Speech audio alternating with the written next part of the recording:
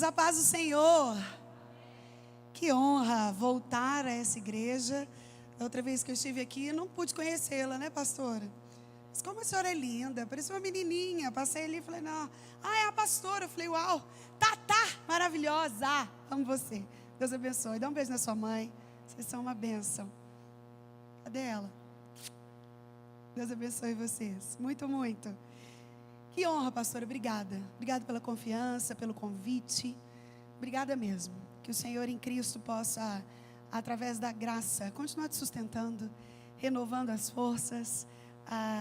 Essas guerras espirituais nos fazem nos lembrar, como Paulo, né? Quando a gente está fraco, a gente está forte, porque o poder dele é aperfeiçoado na nossa fraqueza, porque a nossa fraqueza nos lembra da nossa limitação, da nossa dependência.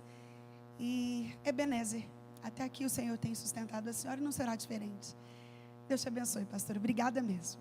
Minhas irmãs, eu sou a pastora Sara Mendes, eu sirvo a Deus na Assembleia de Deus, Campo de Campinas, Ministério de Madureira, em Goiânia. E tenho como líder sobre a minha vida o bispo Oí José do Carmo e a bispa Neuza César Carmo, debaixo da bênção dos quais eu estou aqui. Sou mãe de 3 filhos, eu trouxe a minha do meio, ela está em algum lugar aqui. Ana Luísa tem 8 anos, Leonora 7, e eu tenho um rapazinho de 3 anos. Sou psicóloga, não atuo durante esse tempo de consultório de forma direta, mas foi o meu ofício durante longos 11 anos. Mas hoje, tudo que Deus me permitiu estudar e aprender existe para servir o reino dele de forma completa.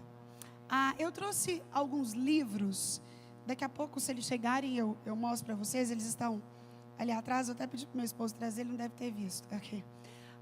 Mas eu trouxe algum material que eu tenho escrito nesse tempo. E, na verdade, os 2 que eu trouxe meus mesmo, eu trouxe alguns da minha editora, mas os 2 que eu trouxe meus mesmo fazem parte de uma coletânea de 10 pequenos livros. E o que está aqui, um é sobre ansiedade. Eu não sei se você sabe, mas o brasileiro é o povo mais ansioso do mundo. Nós ganhamos em níveis de ansiedade de países que têm um índice de suicídio muito maior do que o nosso. E isso é assustador.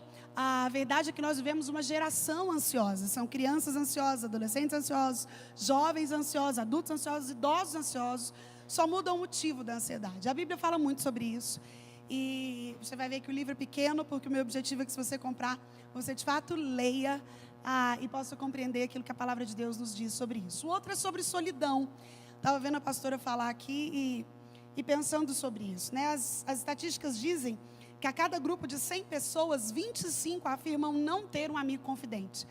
E isso é contraditório com o crescimento das amizades virtuais, dos seguidores nas redes sociais, dos amigos que se fazem no Facebook, em tantos outros no Twitter, em tantas outras redes sociais. Então, a ideia é que nós estamos entre muita gente, mas quando a gente verdadeiramente necessita, é difícil achar um.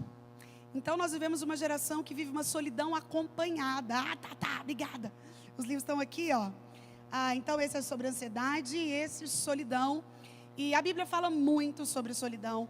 E o meu objetivo nesse livro foi fazer um alerta. Porque solidão é diferente de solitude. Solitude é uma solidão consentida, é aquilo que eu desejo. Você já deve ter dito alguma vez algo do tipo: eu estou precisando ficar sozinha. Isso é solitude, é uma solidão que você decide viver.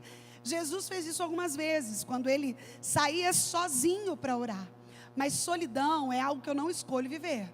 Solidão é algo que acontece e de repente me pega desprevenida e me leva para um caminho perigoso. A Bíblia trata sobre isso e eu falei sobre isso aqui. Quero só falar sobre 2 livros para você, mulher que quer investir na sua família, no seu casamento. Alain Brizotti, um grande amigo, escreveu 2 livros que são clássicos. Esse aqui, Transforme o Seu Casamento Até Sábado. Isso aqui não é um livro de coach, daqueles 10 passos para ser feliz. Na verdade, o objetivo do Alain foi muito mais chamar a atenção do que trazer, de fato, 10 passos. Mas aqui, Alain Brizotti fala de como o casamento é um espaço para constantes mudanças. E de como o seu relacionamento muda se você muda. Então, é um livro incrível para você que deseja investir no seu casamento. O outro é uma pergunta emblemática: Deus está na sua casa? Aqui ele trata sobre casamento, sexo e espiritualidade. O que cada uma dessas coisas tem a ver? É um livro incrível e vai ter outros lá também. Quando você compra o nosso livro, você nos ajuda a manter o PROMA, Projeto Otimizado Mão Amiga, que a gente tem na casa de lá em Goianira. Meu esposo e eu temos uma casa de recuperação há 10 anos. Nós cuidamos de homens dependentes do vício do crack. Então, já tem 10 anos que a gente está trabalhando com isso e a nossa casa é a única do estado que não cobra. Então, você pode imaginar que a gente está sempre lotado. Hoje temos ali 45 homens se recuperando desse vício terrível. Na verdade, não são só homens. O nosso aluno mais novo tem hoje 14 anos e o mais velho 69. Como o crack é democrático, infelizmente. Então, quando você adquire o nosso material, você nos ajuda a colocar comida na mesa desses meninos. Amém, querido? Sem mais delongas, eu quero te convidar a se colocar de pé. E eu quero falar com você à luz desse tema dessa conferência. Linda, vencedoras. Abre comigo a sua Bíblia. O livro de Provérbios. Capítulo 31. A gente vai ler um dos textos mais conhecidos das Escrituras, se tratando de mulheres. Mas eu quero fazer uma viagem com você no caráter dessa mulher, para que você compreenda como ser vencedora é algo possível, se eu decido mudar algumas coisas que estão ao redor de mim, uma vez que a promessa já foi feita. Quando a Bíblia fala que nós já somos mais do que vencedores, que nós somos mais que vencedores, esse não é um título que nós vamos receber no grande dia em que Jesus voltar. O sacrifício de Jesus na cruz, ele já fez de você mais do que vencedora. A diferença é que, quando há um entendimento bíblico do que é ser vencedora, algumas posturas minhas começam a mudar. E aí, minha irmã, eu já quero começar te dizendo que Deus faz o sobrenatural. O natural é com você. Deus faz as coisas extraordinárias. As ordinárias é você quem tem que fazer. Deus faz impossíveis. O possível é comigo e com você. Então, Provérbios, capítulo 31, a partir do verso 10, diz assim: mulher virtuosa, quem a achará?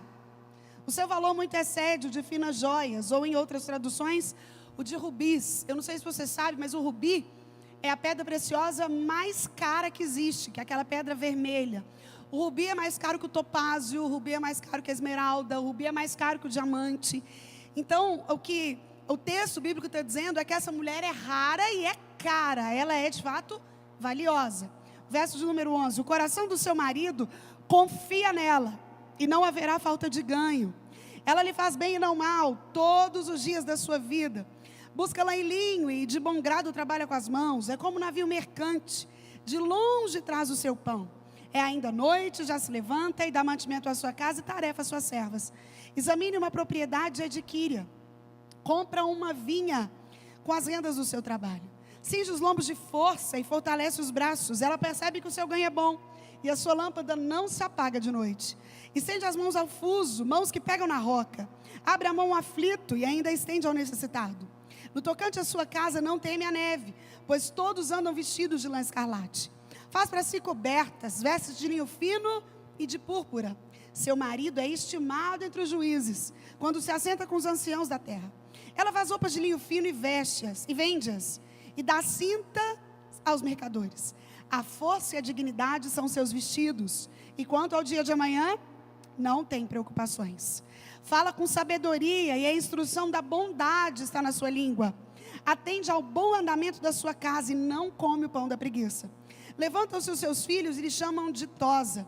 Seu marido a louva, dizendo: muitas mulheres procedem virtuosamente, mas tu a todas supera. Enganosa é a graça e vã a formosura, mas a mulher que teme ao Senhor, essa será louvada. Dá-lhe do fruto das suas mãos, e de público a louvarão as suas obras. Você pode orar comigo mais uma vez? Pai, nós queremos te adorar nessa tarde, render ao Senhor toda a honra, toda a glória, todo o louvor. Pai, dizer que tu és o motivo de estarmos aqui, tu és a nossa razão. Deus, tu és o amado da nossa alma, tu és o desejado das nações, tu és o príncipe da paz, a raiz de Davi, o leão de Judá. Tu és o alfa e também o ômega. Oh Deus, para onde nós iríamos se só o Senhor tem as palavras de vida eterna.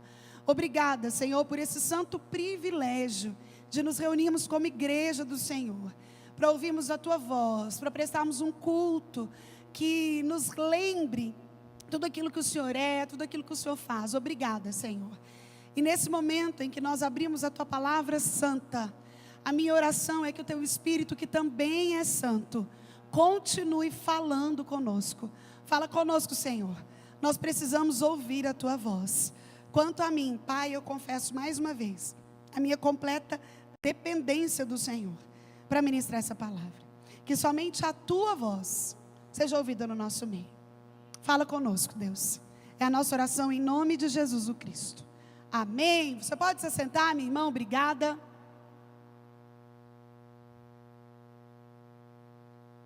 Eu quero fazer um breve contexto histórico com você, para que a gente compreenda o que significa ser mulher no mundo de hoje. O que significa ser uma mulher vencedora, ou contra o que eu estou lutando, porque é pré-requisito para vencer, estar lutando por algo, né? Ninguém precisa vencer se não tem luta. Só é vencedor quem ganha alguma batalha. E a verdade é que aqui, na cultura judaico-cristã, principalmente no Velho Testamento, a mulher ela não tinha nenhum tipo de valor.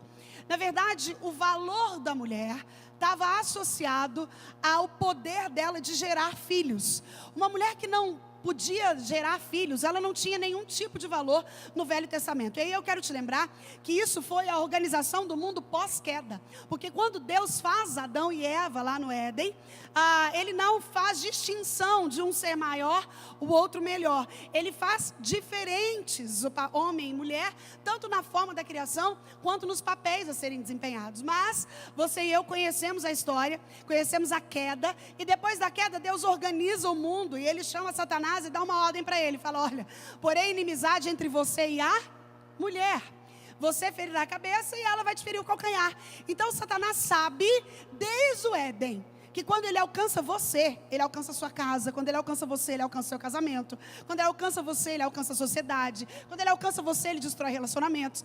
A mulher sempre será o foco principal, exatamente porque ela é capaz de gerar, é uma das funções dela. Então, o valor da mulher pós-queda passa a ser um valor associado à capacidade dela de ter filhos. É por isso que mulheres que não podiam ter filhos no Velho Testamento sofriam angústias profundas. Foi assim com Rebeca, foi assim com Sara, foi assim com Ana e tantas outras mulheres. Para você ter uma ideia, um homem que se casava com uma mulher estéril, ele podia pela lei se casar de novo. Foi por isso que o marido de Ana, Eucana, casou-se com Penina, uma vez que Ana não podia gerar filhos. Mas o tempo foi passando e Jesus humanou. Deus se fez homem. Jesus encarna e ele foi, sem sombra de dúvidas, o maior revolucionário feminista que já existiu. Jesus amava as mulheres. Jesus andava com as mulheres no tempo em que os escribas, em que os fariseus falavam: olha, eu prefiro nascer qualquer coisa, bicho, do que nascer mulher. Era melhor e era preferível, e eles falavam isso em praça pública. É por isso que nós encontramos no meio dos milagres, por exemplo, da multiplicação, não contava as mulheres, eram 5.000 homens, sem comprar mulheres e crianças. A mulher continuava sem valor, mas o nosso Cristo, se você ler Lucas, por exemplo, no capítulo 8, você vai encontrar um Cristo que era mantido pelo ministério das mulheres. Jesus se encontrou ao meio-dia com a samaritana. Jesus permitiu que Maria lavasse os seus pés com suas lágrimas e enxugasse com os cabelos. Jesus conversou com a adúltera. Jesus quebrava paradigmas. Foi a elas dado o direito de cuidar do corpo de Jesus depois da crucificação, e foi a elas que ele apareceu primeiro, depois de ressurreto. Jesus amava as mulheres. O que eu quero te dizer, 2019 anos se passaram desde que Jesus esteve na terra, e algumas coisas foram transformadas. Só para você ter uma ideia, nós passamos por 3 ondas do movimento feminista. A primeira onda do movimento feminista foi no ano de 1920, quando algumas mulheres foram para a porta do Miss América, nos Estados Unidos, onde acontecia o principal concurso de beleza da época. E lá, elas queimaram seus sutiãs. Você já deve ter ouvido falar disso. E quando elas fizeram isso, elas queriam algumas coisas. Elas queriam poder votar, elas queriam poder trabalhar fora. A ideia do tal movimento feminista não era de toda ruim. Mas aí, na década de 40, entre a década de 40 e a de 70, nós tivemos a segunda onda do movimento feminista. E essa onda, de forma satânica, choca com 3 coisas. Primeiro, com o chamado movimento Woodstock, que pregava sexo, drogas e rock and roll, uma libertinagem de pensamento. Segundo, choca com o advento do anticoncepcional. Não existia anticoncepcional até então. A partir dali começa a haver, e a mulher começa a achar então que agora ela poderia ter quantos parceiros sexuais ela quisesse, uma vez que ela podia prevenir filhos. E a segunda onda do movimento feminista também choca com a mudança da lei do divórcio. A mulher passa a poder requerer o divórcio. Só para você ter uma ideia da importância disso, hoje 77% dos divórcios no Brasil têm as suas iniciativas tomadas por mulheres. A mulher, ela vai para o extremo de tudo aquilo que ela consegue fazer. Então, a segunda onda do movimento feminista representa uma rebelião contra o plano de Deus. A partir de 1990, nós tivemos a terceira onda do movimento feminista. Essa onda não foi tão relevante assim, mas o que eu gostaria que você compreendesse? A maioria de nós somos frutos de mulheres que viveram a segunda onda do movimento feminista. E essa mulher criou filhos. Enquanto ela criou meninas, ela criou meninas altamente empoderadas. O termo é esse que nós estamos aí ouvindo todo o tempo: mulheres empoderadas, o empoderamento feminino. E o que é uma mulher empoderada? É uma mulher que tem orgulho de ser mulher, que é chamada feminista. Entenda uma coisa, minha irmã: para o movimento feminista, o problema da mulher é o homem. Mas quando nós olhamos para as Escrituras, nós encontramos e entendemos que o problema da mulher nunca foi o homem. O problema do homem e da mulher sempre foi e sempre será o mesmo: o pecado que em nós habita. Então o movimento feminista coloca a culpa de tudo aquilo que a mulher já sofreu no homem. E quando nós olhamos para as Escrituras, nós encontramos a culpa de tudo aquilo que nós sofremos no pecado. Então compreenda o que eu estou dizendo. Essa mulher criou uma menina forte. As mulheres hoje estão em todos os lugares, e glória a Deus por isso, desempenhando as mais variadas funções. Até pouco tempo atrás, o Brasil tinha uma presidenta da República. A principal cadeira da nossa nação era ocupada por uma mulher. E as mulheres chegaram nos mais altos lugares. Mas escuta algo, nunca houve uma geração tão arrebentada de alma como a nossa. Ao mesmo tempo que essas mulheres ocupam grandes lugares, são mulheres que não conseguem sustentar um casamento. São mulheres que querem ter filhos, mas não querem ser mães. São mulheres que se casam, mas não querem ser esposas. E elas vão vivendo uma autodestruição. A psicologia hoje, junto com a psiquiatria, ciências humanas, não consegue mais mensurar ou dividir tamanha a quantidade de doenças que surgem todos os dias, e as suas, em absoluta maioria, são nas mulheres. Talvez você não saiba, se suicidam no mundo por ano 1 milhão de pessoas. No Brasil, 1 a cada 40 minutos. No mundo, 1 a cada 45 segundos. Goiás, o lugar onde está inserido o DF, tem a maior média de suicídio do Brasil. A média do estado de Goiás é 6,1 para cada 100 mil habitantes, enquanto a média do Brasil é 5,2 para cada 100 mil habitantes. E aí, os homens morrem mais, mas as mulheres tentam muito mais. O negócio da mulher é que, às vezes ela faz umas coisas que não morre, né? Dá tempo de salvar.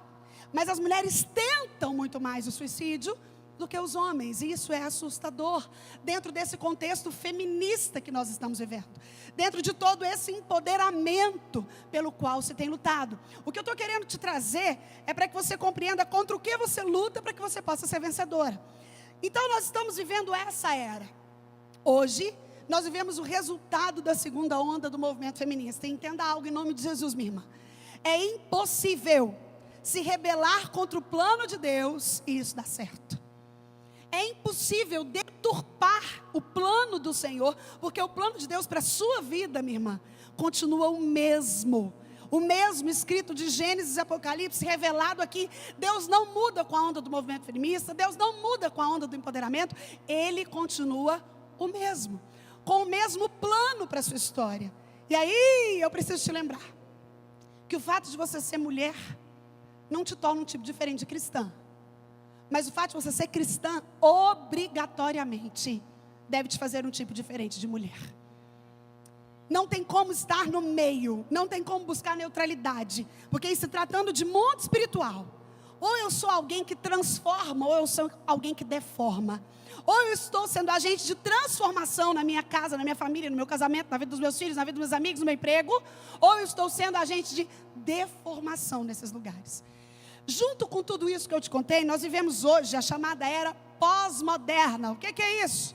Pós-modernidade passou a valer em termos históricos a partir de 1989, quando cai lá na Alemanha o Muro de Berlim, e o mundo começa a viver uma ausência de ideologia. O que é ideologia?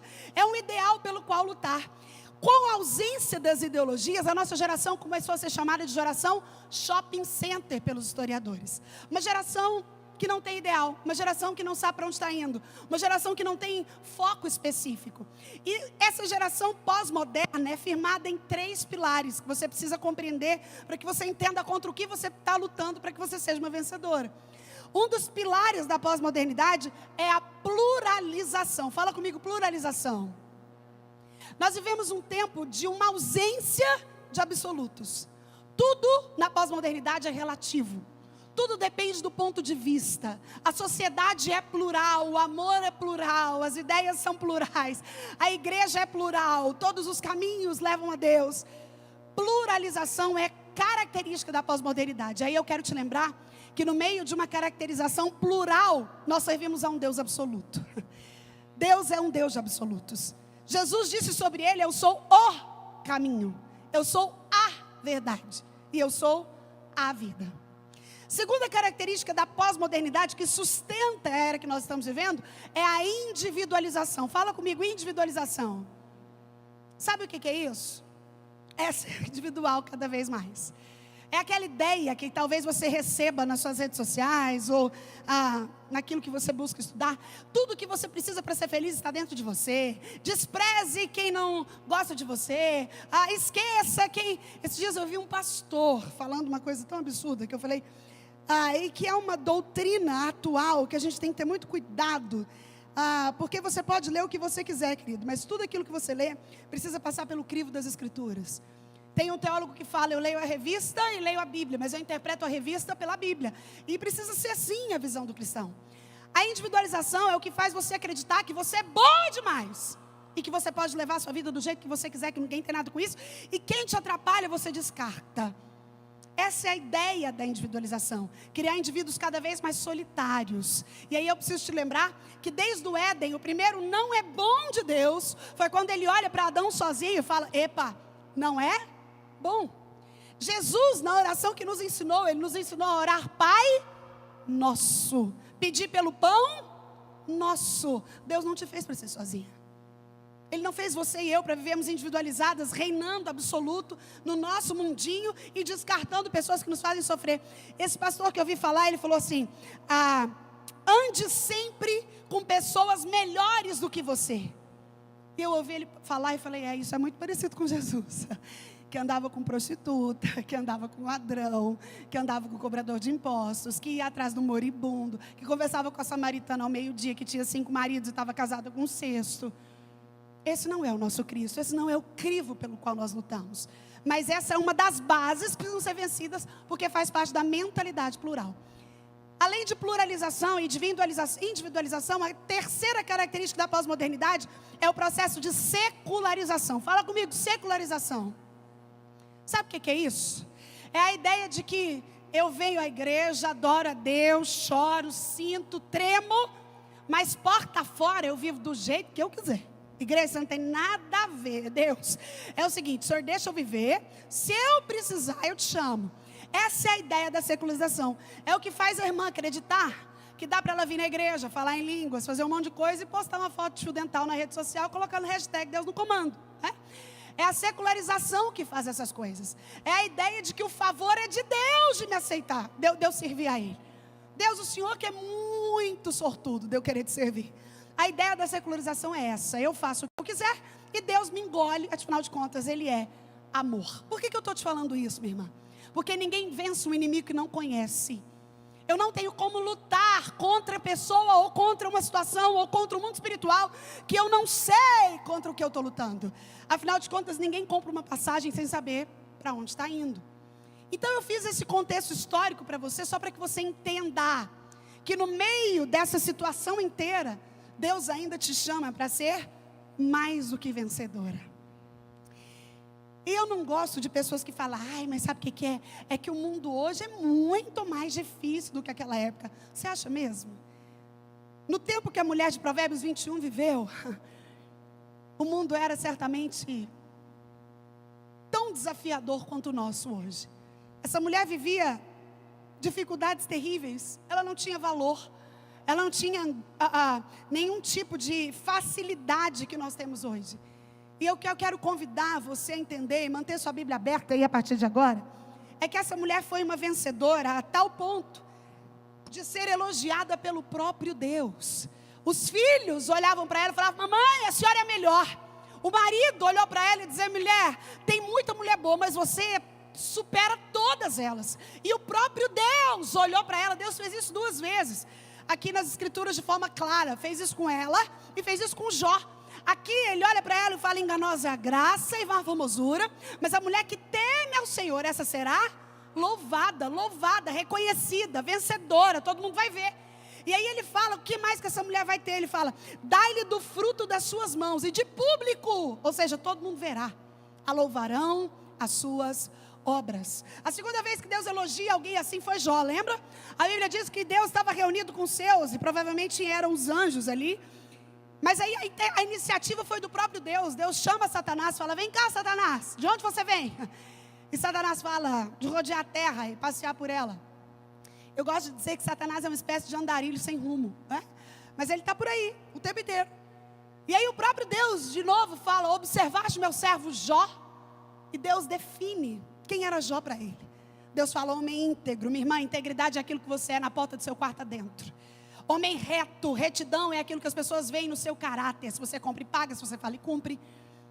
Temente a Deus, o temor a Deus é o princípio da sabedoria. E a última característica que Deus dá para Jó é, se desvia do mal. Jó era alguém que vivia um processo constante de santificação. Então Deus tem a opinião sobre mim e sobre você. E uma das coisas que Ele fala é que nós somos mais do que vencedores. Então eu quero te convidar a aprender com essa mulher de Provérbios 31. Eu não sei você, mas eu só de olhar o tanto de coisa que essa mulher fazia, e era boa, eu fico cansada. Eu olho e falo, meu Deus, como que pode ser desse jeito? Mas o fato é que não é por ela, é pelo que operava nela. Não é sozinha, é pela ação da graça. Você pode dizer amém? Então eu quero falar com você de forma rápida, pelo menos 5 características de uma mulher vencedora. 5 características de alguém que percebe para que nasceu, que sabe o que está fazendo aqui, que não está vivendo uma vida de passagem, que não está vivendo uma vida leviana, mas que consegue e que percebe as lutas que enfrenta. Sabe, eu tenho certeza que se eu te desse o microfone aqui, cada um de nós tem lutas tão pessoais, mas ao mesmo tempo, elas são tão parecidas, porque elas fazem parte da nossa humanidade. E se você não viveu lutas, ou não está vivendo lutas, pode ficar tranquilo, vai chegar a sua vez. Essa é uma certeza que nós temos. Mas o fato e a diferença que Cristo faz quando diz que eu sou mais que vencedora, é a forma como eu luto as guerras que eu enfrento. A forma como eu me posiciono como alguém que já venceu. Você pode dizer amém? Minha irmã, não é o resultado que a Bíblia está dizendo. Ela está dizendo da postura de quem entende que já é mais do que vencedor. Essa mulher de Provérbios 31 era uma mulher que sabia o que ela já era. Agora, quando eu acredito que eu vou ter que lutar para entender o resultado disso, aí eu já começo a batalha dificultosa e com muito menos pontos para iniciar o processo que Deus tem para mim. Mas quando eu compreendo que vencedora não diz a respeito daquilo que eu vou vencer, mas diz respeito àquilo que Cristo já conquistou por mim, a forma como eu luto as minhas batalhas é diferente. Então quero te convidar, dentro dessa compreensão, que o fato de você ser cristã te faz um tipo diferente de mulher, observar pelo menos 5 características. Eu poderia falar 15.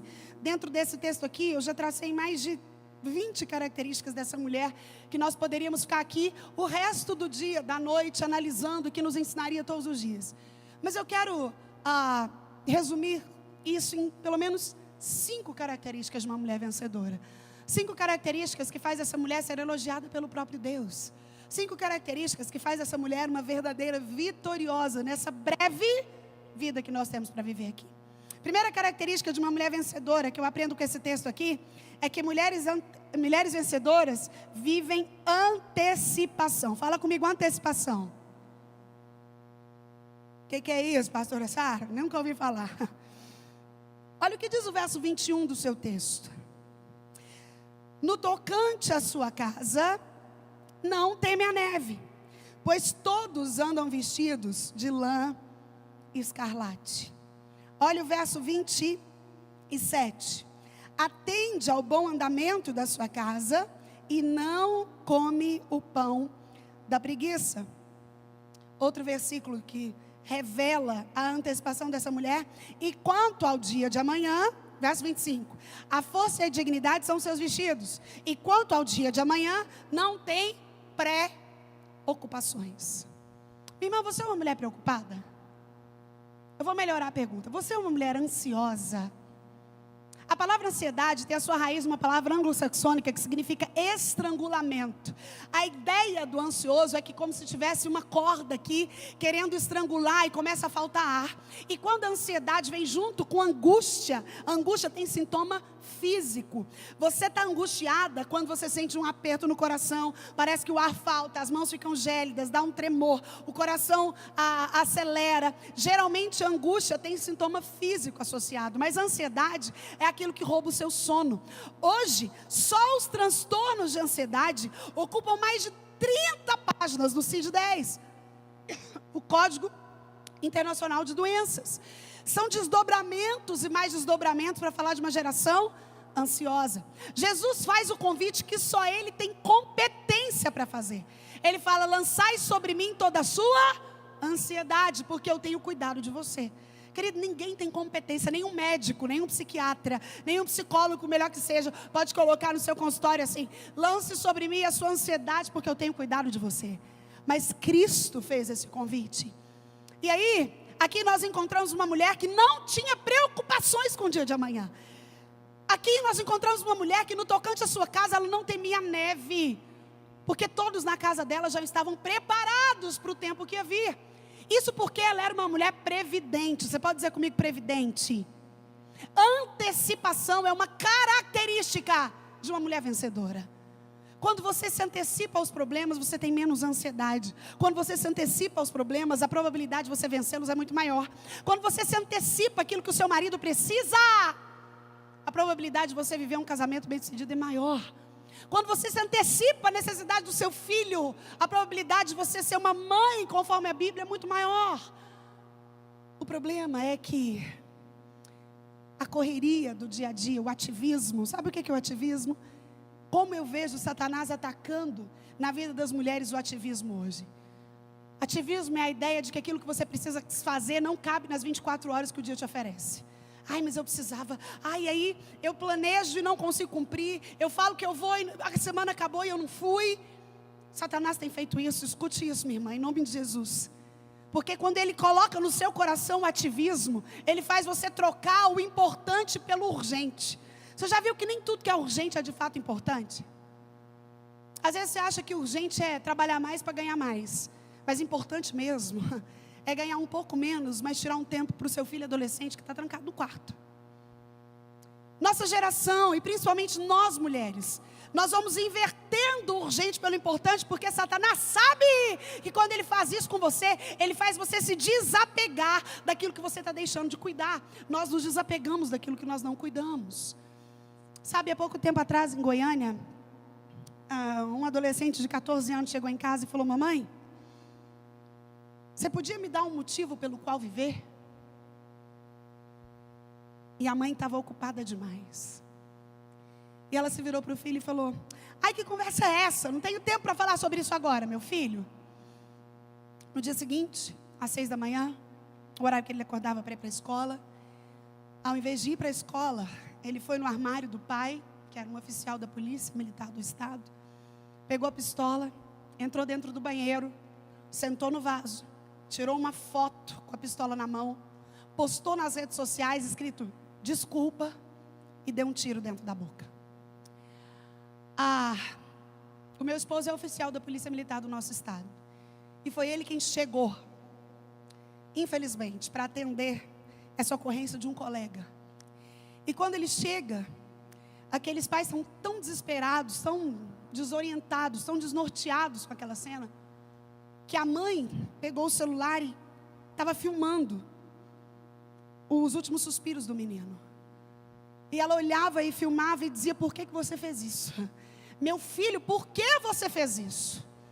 Eu não estou aqui para contar melodrama, esse não é o meu tipo de mensagem, muito menos trabalhar o seu emocional. Eu quero te dizer que mulheres antecipadas conseguem perceber e diferenciar o que é urgente do que é importante. Essa mulher era inteligente e vencedora, e por isso ela se antecipava, e aí ela não temia o amanhã.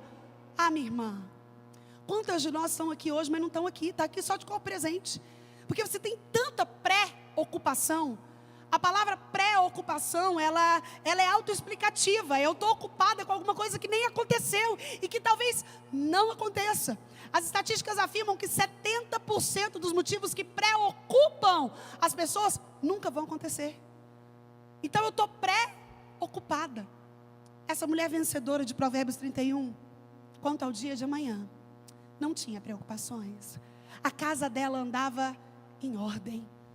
Aquilo que era mais importante não era negociado. Você é uma mulher antecipada, minha irmã. Você se antecipa às demandas da sua casa. Você é antecipada como amiga. Você é uma amiga antecipada. Eu estou falando de amiga. Ai, pastor, é tão difícil encontrar amiga. Eu fico prestando atenção, né? Aqui no verso 11 diz assim, esse não é o tópico 2, eu estou só fazendo um adendo aqui. O coração do seu marido confia nela. Essa mulher era uma mulher confiável. Fala comigo, confiável. Você gosta de conviver com gente confiável, sim ou não? Você quer um marido confiável, filho confiável, um líder confiável, um patrão confiável. Mas a minha pergunta é, você é confiável? Você é uma amiga confiável? Sabe o que é ser amigo? Ser amigo é falar a verdade no secreto, mas defender em público. A amiga verdadeira, quando está com você, ela fala a verdade, mas se está em público, ela não toca no seu nome e mata quem toca. A amiga verdadeira é aquela que suporta a sua alegria, sabia disso? Porque chorar com quem chora é fácil, principalmente o brasileiro é solidário. A gente se compadece da dor do outro, a gente ajuda, a gente vai lá, a gente serve. Agora, ficar feliz com a felicidade do outro é coisa para crente, é coisa para quem entende que a sua vez vai chegar e eu não preciso querer o que é seu, porque o que Deus tem para mim vai se cumprir. Ah, minha irmã, você é uma mulher antecipada, você é prevenida, você está sempre de olho naquilo que Deus tem, você busca no Senhor respostas para o seu futuro. Quanto ao dia de amanhã, não tem preocupações. Uma mulher vencedora vive antecipação. Segundo lugar, se você quer se tornar uma mulher vencedora, na verdade você já é, mas se você quer compreender como isso pode mudar a sua história, sabe o que eu mais gosto de ser? Alguém que foi alcançada pelo Evangelho de Cristo, de me dizer cristã, é que o cristianismo é a única religião, a única, que verdadeiramente é capaz de mudar a sua vida prática. Você pode dizer amém? Eu vou te explicar por quê. Todas as outras doutrinas e religiões, por mais que tenham belas palavras, por mais que pessoas tenham dito frases de efeito, por mais lindos que sejam os dogmas, falam de pessoas que não têm nada para te oferecer, elas estão mortas. Maomé está no túmulo. Se você visitar o túmulo de Allan Kardec, você vai encontrar lá. Buda também está no túmulo. Confúcio está no túmulo. Maria está no túmulo. Mas o nosso Cristo, o Deus que nós servimos, ao terceiro dia ressuscitou. Ei, minha irmã, essa é a diferença do cristianismo. Nós viemos aqui servir a um Deus vivo.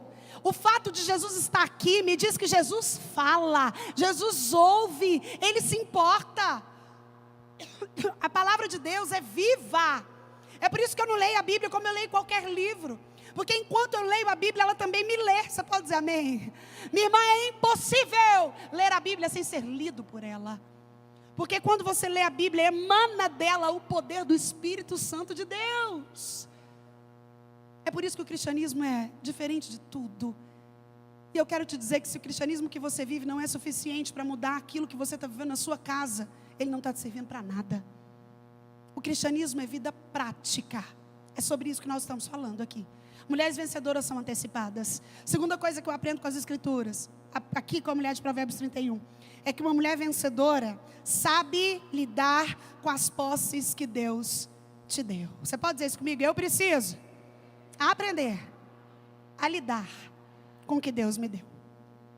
Olha como essa mulher, além de tudo, era uma excelente administradora financeira. Olha aí. Verso 13. Busca lã e linho, e de bom grado trabalha com as mãos. É como um navio mercante, de longe traz o seu pão. Verso 16. Examina uma propriedade e adquire. Planta uma vinha com as rendas do seu trabalho, ou seja, ela reinveste o dinheiro. Verso 19. Estende as mãos ao fuso, mãos que pegam na roca. Abre a mão ao aflito, ou seja, ela era doadora, ela ajudava, não é esmola, abre a mão. Não é uma mão que atravessa o Pacífico com um sorrisal e o sorrisal está lá depois que atravessar. Abre a mão ao aflito e ainda estende ao necessitado. Essa mulher era uma excelente administradora daquilo que Deus deu a ela. Deixa eu falar para você uma coisa. Você sabia que a Bíblia fala mais de dinheiro do que ela fala de salvação? Você sabia que quando nós olhamos para as Escrituras, nós não encontramos o dinheiro neutro? Ai pastor, o dinheiro é neutro. Pode ser uma bênção, pode ser uma maldição. Não era assim que Jesus via. Jesus personifica o dinheiro, dá nome para ele, mamon. Quando a Bíblia fala que você não pode servir a dois senhores, ela não está falando de Deus e do diabo não. Ela está falando de Deus e do dinheiro. A única pessoa que chega até Jesus e sai pior do que chegou foi o jovem rico. A Bíblia diz que ele chega até Jesus e fala: bom mestre, que farei para herdar a vida eterna? Eu gosto de Jesus que ele tocava logo no toco. Ele vira e fala assim: por que me chamas bom? Ninguém é bom senão um, que é o meu pai. Se você quer dar a vida eterna, honra teu pai e tua mãe, ama o Senhor teu Deus acima de todas as coisas. E ele olha para Jesus e fala: tudo isso eu observo desde a minha infância. Mas Jesus, fazendo a ressonância magnética, que só Ele tem poder para fazer isso, sonda a alma daquele jovem, olha para ele e fala: mas te falta uma coisa, vai, vende o que você tem, dá aos pobres e me segue. Veja que Jesus não falou: vai, vende o que você tem e traz para mim de volta. Vai, vende o que você tem e oferta de... Não foi. Jesus não precisava do dinheiro dele. Mas quando Jesus sonda o coração daquele jovem, ele percebe que o coração era rachado pelo dinheiro. E a Bíblia diz que aquele jovem foi embora triste, porque ele era dono de muitas posses. Minha irmã, como você lida com aquilo que Deus já te deu? Você sabia que a lei do consumismo, ela é resumida na seguinte equação: você comprar o que você não precisa, com dinheiro que você não tem, para impressionar quem você nem conhece. Essa é a máxima do consumismo. Você sabia que a psicologia tem uma linha de desdobramento, que se chama psicologia do marketing, cujo objetivo é só descobrir as conexões cerebrais que são feitas para que você deseje aquilo que você não necessita? Você sabia que existem cores que determinam a necessidade que você não tem, para que você compre o que você não precisa? Eu vou te explicar. Existem cores que estão diretamente relacionadas com a fome, por exemplo. Quando os seus olhos captam, o seu cérebro automaticamente recebe uma ordem de fome. São elas amarelo, azul e vermelho. Lembra aí rapidamente das maiores marcas de... quando você dá uma volta no shopping, na área de alimentação, lembra aí das maiores marcas, principalmente das grandes, dos gigantes de fast food. Todas elas têm amarelo, azul ou vermelho. A ideia é: você nem está com fome, mas você vê um M amarelo assim de longe... Nossa, parece que você sente o gosto da coca gelada. Sente a batata frita fazendo croque na sua boca. Porque é uma absorção imediata cerebral de uma necessidade criada. Isso é a psicologia do marketing. É por isso que você nunca vai entrar no supermercado de rede, por exemplo, e você vai encontrar aquilo que você necessita nas primeiras gôndolas. Ninguém nunca vai entrar no supermercado de rede e está na primeira gôndola: arroz, feijão, tomate, extrato, a carne. Nunca. Sempre vai estar lá no fundo. Porque a ideia é que enquanto eu passo por aquilo que eu desejo, enquanto eu busco aquilo que eu necessito, está lá no fundo, eu vou passando por tudo aquilo que eu desejo. Minha irmã, como você lida com as finanças? Problemas ligados a dinheiro são a segunda maior causa de divórcio no Brasil. A primeira é incompatibilidade de gênios. A segunda, problemas ligados a finanças. O dinheiro pode ser uma bênção na sua vida. Você pode dizer amém? Só que o problema é que ele é um péssimo senhor, apesar de ser um excelente servo. Essa mulher de Provérbios 31 era uma mulher vencedora, porque ela administrava, ela valorizava, ela pensava antes de gastar, ela fazia conta, ela não ia gastando de acordo com a emoção, ela não ia, sabe o que é que eu estou tão triste que eu preciso comprar. Tem mulher que fala isso, né? Eu tive uma paciente durante 4 anos seguidos no consultório, que o problema dela era uma compulsão por compras. Ela perdeu o casamento, ela perdeu o emprego, e ela não conseguia. Ela falava, pastora, sabe o que? Pastora não, né? Eu nem era pastora na época. Ela falava, sabe o que é? É que eu sinto uma tristeza tão grande, tão grande. Aí eu vou no shopping, parece que eu compro alivia. Você já deve ter sentido isso alguma vez. Todas nós já sentimos isso alguma vez. Algumas preferem ir ao cabeleireiro, outras preferem fazer as unhas, outras preferem comprar um sapato novo, uma roupa nova. Querido, desde que isso não comprometa as finanças e não barganhe com aquilo que Deus te confiou, está tudo certo. Mas eu quero te dizer que uma mulher vencedora, ela sabe lidar com as posses que Deus te deu. Quando eu sei valorizar o que eu já tenho, quando eu sei valorizar aquilo que Deus já me deu, eu me torno grata. A gratidão é pré-requisito para o milagre. Você pode dizer amém? Eu vou te explicar. A Bíblia fala que nós devemos viver com contentamento. Contentamento é tudo aquilo que é roubado de você quando você compara a sua vida com aquilo que você vê nas redes sociais. Contentamento é tudo que é retirado de mim quando eu começo a observar a vida da outra. Mas servir a Deus como ela é fácil, né? O tanto que Deus deu para ela. Se eu tivesse o que ela tem também. O marido igual dela. Também é fácil desse jeito. Quando eu começo a observar o que o outro tem, quando eu começo a comparar, eu sou retirada do contentamento sob o qual Deus me manda viver. Eu te digo que a gratidão atrai o milagre. Sabia que antes de ressuscitar Lázaro, Jesus não pediu nada. Ele chega diante do túmulo de Lázaro e ele faz a seguinte oração: Pai, graças te dou porque me ouvistes. E ele continua dizendo, aliás, eu sei que sempre me ouves, mas eu estou dizendo isso por causa dessa multidão. Em nome de Jesus, Lázaro, sai para fora. Antes de chamar Lázaro para fora, Jesus só agradece, não pede nada. Antes de multiplicar os pães e peixes, Jesus não pede nada, Ele agradece. A Bíblia diz que Ele levanta os pães e peixes e agradece a Deus. Ei, querida, você é uma mulher grata. Você vive grata por aquilo que você já tem. Você vive com contentamento. Essa mulher vencedora de Provérbios 31, elogiada pelos filhos, elogiada pelo marido, elogiada pelo próprio Deus. Era uma mulher generosa, além de tudo, porque ela era uma boa administradora das suas finanças. E aí você pode falar, pastora, mas certamente ela era rica, né? Porque a Bíblia diz que ela acordava de dia e dava tarefa às servas. Se ela tinha várias servas, provavelmente ela tinha muito dinheiro. Provavelmente. A Bíblia não nos dá detalhes, se ela já sempre foi assim, ou se ela foi construindo essa riqueza, mas isso não interessa. Porque o importante não é quanto você ganha, é quanto você gasta. Minha irmã, uma mulher vencedora vive antecipação. Uma mulher vencedora sabe valorizar os bens que Deus dá. Terceira coisa que eu aprendo com essa mulher, e eu estou caminhando para o final, é que uma mulher vencedora vive uma vida saudável. Você pode dizer isso comigo? Eu preciso viver uma vida saudável. Pastor, agora você pegou pesado, está inventando? Não, minha irmã. Olha aí o que diz, o verso 17. Cinge os lombos de força e fortalece os braços. Sabe o que esse versículo está dizendo? Que essa mulher malhava. É isso mesmo. Não estou inventando não. Cingir os lombos de força e fortalecer os braços é cuidar do templo do Espírito. Entenda algo. Às vezes, principalmente dentro das nossas igrejas, a gente tem uma mania de separar corpo, alma e espírito como se cada um fosse independente de cada um. Nós somos seres, a palavra da psicologia é holísticos. O que é isso? Nós somos um todo. E o sacrifício da cruz foi suficiente para resgatar os três. Não adianta nada você ser uma mulher ninja espiritualmente, mas adoecida de alma e que nunca cuidou do templo do Espírito. Quando eu falo que viver uma vida saudável, eu tenho louvado a Deus. Porque são tantos congressos como esse, Brasil afora, em que a gente chega e tem médicos dando palestras, médicos crentes, que ocupam os nossos altares para dizer que é importante você fazer o autoexame da mama, para dizer que é importante você fazer o Papa Nicolau uma vez por ano, para dizer que é importante você cuidar da sua alimentação, porque nem tem como fazer a obra de Deus quem vive doente, sim ou não? Sim, é muito difícil.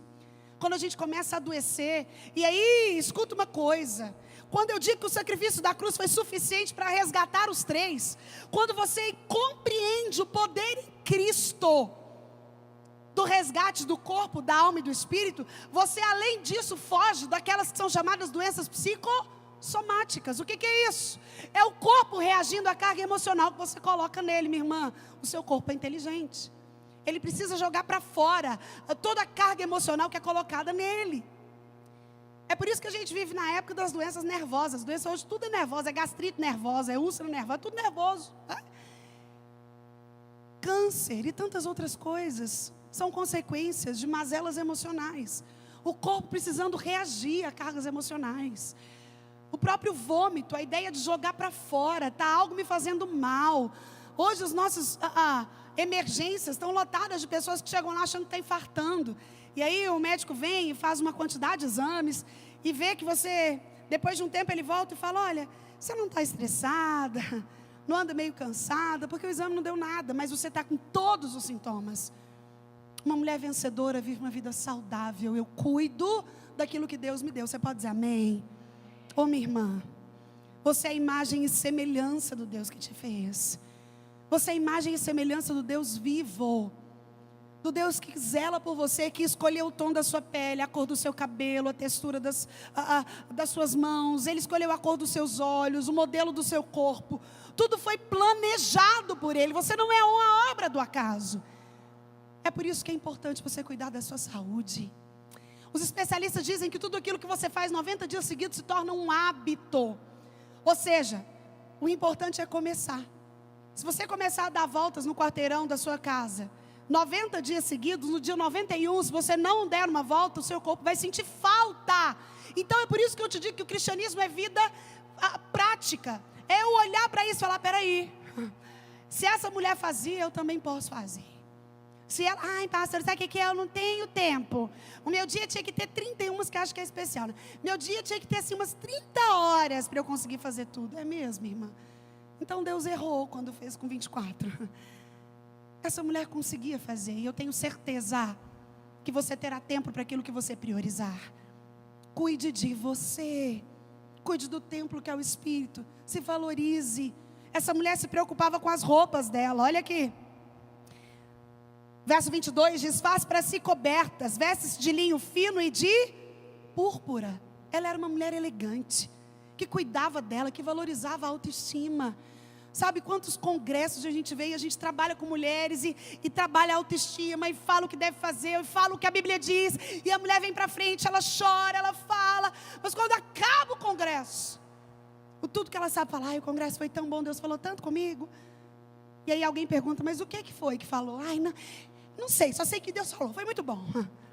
Ô minha irmã, a palavra de Deus diz: guardei a tua palavra no meu coração para não pecar contra ti. É por isso que é importante eu falar e você anotar. É por isso que é importante você entender que essa conferência não existe para mexer com as suas emoções, para fazer você chorar. Não é isso. Amém, isso também. O mover do Espírito é bem-vindo. E a gente quer que ele venha e pessoas orarem e jejuarem para que isso aconteça. Mas o que de mais importante existe aqui é compreender o que a Bíblia diz. Compreender que a fé vem pelo e o ouvir da palavra. Quando você vem para um congresso como esse, verdadeiramente se abre para ouvir a palavra. Ela é fixada no seu coração.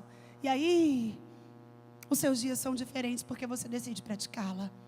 Uma mulher vencedora é uma mulher antecipada. Uma mulher vencedora é uma mulher que valoriza aquilo que Deus te confiou. Uma mulher vencedora, em terceiro lugar, é uma mulher que vive uma vida saudável, decide mudar os hábitos, decide construir hábitos melhores. E em quarto lugar, e aqui eu termino, uma mulher vencedora é uma mulher que tem os seus relacionamentos transformados. Você pode dizer isso comigo? Eu preciso ter os meus relacionamentos transformados. Minha irmã, como andam os seus relacionamentos? Você tem amigas? O seu relacionamento com o seu marido, se você tem, com o seu namorado, com o seu patrão. Existem pessoas que colecionam inimigos. Você conhece alguém assim? E ela ainda acha que ruim é só os outros. É impossível começar a servir a Deus sem ser transformado por Ele. Quando eu digo que eu sou cristão, a palavra cristão significa miniatura de Cristo, alguém que imita Cristo, que se parece com Ele. Quando eu digo que eu sou cristão, eu estou dizendo, olha para mim, porque eu estou imitando Jesus. Não foi assim que Paulo diz? Sede meus imitadores, como também eu sou de Cristo. Paulo disse outra vez, pode olhar para mim, porque eu estou olhando para aquele que não falha, que não erra, que não muda, que não varia. Minha irmã, quando você se diz cristã, os seus relacionamentos fidelizam o que você diz. As pessoas percebem a diferença na forma de lidar com você. Tem mulher que acha lindo e fala, olha, eu sou assim. Não mexe comigo não. Porque eu dou um boi para entrar na briga, mas uma boiada para não sair. Eu rodo a baiana mesmo, viu, pastor? Eu sou assim, falou, vai ouvir, hein, minha irmã? Entenda algo. Falar em línguas é um dom, mas segurar a língua é um fruto do Espírito. Tem algumas de nós que atrás de uma máscara de sinceridade, eu tenho medo de gente sincera, gente, tão grande. Sabe aquelas que chegam e falam assim, eu vou falar, viu, pastor, você não repara não, é que eu sou muito sincera. Por causa dessa sinceridade, a gente tem ceifado as suas vidas nas redes sociais, já viu isso? Por causa dessa sinceridade, pessoas têm se afundado num poço de depressão que não dão conta de sair. Por causa dessa pseudo-liberdade de expressão, porque a ideia é, eu tenho liberdade de expressão para falar, mas eu não suporto ouvir nada. As mesmas pessoas que querem ter liberdade de expressão para falar, se você falar delas, elas vão levar na justiça. Existem pessoas que falam, eu sou muito sincera. Cuidado, para aquilo que você chama de sinceridade, no fundo não ser crueldade. Se todo mundo sair por aí falando tudo que pensa, todas as verdades que acumula, a gente estoura a Terceira Guerra Mundial rapidinho. Porque ninguém está preparado para ouvir tudo que você pensa, minha irmã. Pelo contrário, a Bíblia diz em Tiago, todo homem, porém, seja pronto para ouvir, tardio no falar, tardio para se irar. Quando eu digo de relacionamentos transformados, eu digo de falar aquilo que você suportaria ouvir. Não é assim que a Bíblia nos ensina? Assim como quereis que os homens vos façam, façais vós também. Eu gostaria de ouvir isso que eu estou querendo falar. Os nossos relacionamentos são transformados pelas nossas palavras. Essa mulher aqui, os filhos dela olhavam para ela e diziam, levantam-se os seus filhos e lhe chamam ditosa, forte, cheia, digna de elogios. Ô querido, o que os seus filhos dizem sobre você? O verso seguinte diz, o seu marido a louva dizendo, muitas mulheres procedem virtuosamente, mas tu a todas sobrepujas ou supera. Como anda o seu relacionamento com o seu marido? Quero só te fazer um alerta nessa noite, nessa tarde. Você foi criada para resolver problema e não para criar problema. Você pode dizer amém? Não estou inventando não. Deus quando olha para Adão e fala, far-lhe-ei uma auxiliadora que lhe seja idônea. Deus fala isso depois de falar, não é bom que o homem esteja só. E a palavra auxiliadora idônea significa apta, capaz e moralmente correta. Deus criou você para resolver problemas na vida do seu marido e não para criar problemas. A Bíblia fala que é melhor morar no deserto. Você tem noção do que é o deserto, minha irmã? É 60 graus durante o dia e é menos 20 durante a noite. A Bíblia fala, é melhor morar lá do que numa casa com uma mulher rixosa. E aí você pode falar, ai pastor, sabe o que é? Eu sou filho de baiano. Tem gente que põe desculpa em cada coisa, né? Ai, porque eu sou filho, sabe o que é? Lá em casa todo mundo tem sangue quente. Gabriela, síndrome de Gabriela. Eu nasci assim, eu cresci assim, eu vou ser sempre assim. Ah, minha irmã, a cruz de Cristo foi suficiente para moldar qualquer temperamento. Eu estou falando de molde, de ser moldado pela imagem do Cristo ao qual você representa, que morreu no seu lugar. Ah, minha irmã, esse Cristo que te fez vencedora é o mesmo que está com você, para que os seus relacionamentos sejam transformados. Tem uma história antiga que diz que uma nora chegou numa mulher que fazia algumas porções e falou, eu vim aqui porque eu quero matar a minha sogra. Ela é muito chata, ela me dá muito trabalho, eu quero matar. E aquela mulher que fazia uma porção falou, tá bom, eu te dou esse pozinho e você vai colocar cada dia um pouco dentro da comida dela. Mas, além de fazer isso, você precisa mudar o jeito que você trata ela, porque senão todo mundo vai desconfiar que é você. Então, você precisa começar a tratá-la bem, falar coisas boas para ela, elogiá-la. E assim a mulher foi embora. E aí, todos os dias, ela ia e colocava um pouquinho de pó no veneno, na comida, mas começou a tratar a sogra bem. Começou a falar bem dela, começou a elogiá-la, começou a servi-la, começou a não implicá-la. E aí, passaram-se alguns dias e ela começou a gostar da sogra. E ela olhava e falava, mas gente, eu estou gostando dessa mulher, e agora?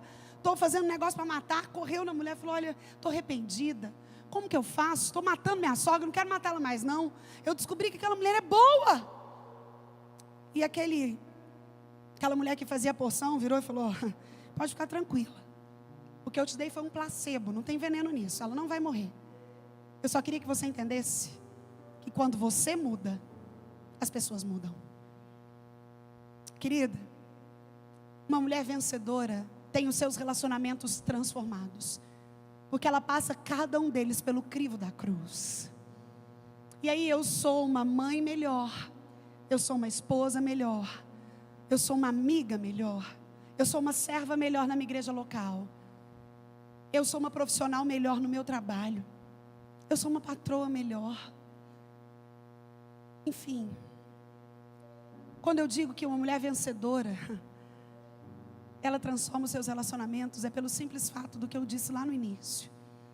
É pela compreensão que, independente da época que eu vivo, independente do peso da pós-modernidade ou das consequências da onda do movimento feminista, independente de como está o mundo lá fora, há uma responsabilidade em mim de deixar um legado. Escute isso. Herança é o que você deixa para alguém. Legado é o que você deixa em alguém. Há 2019 anos da história da igreja, homens e mulheres têm passado o bastão do amor a Cristo e a sua igreja para a próxima geração. E nós não podemos falhar.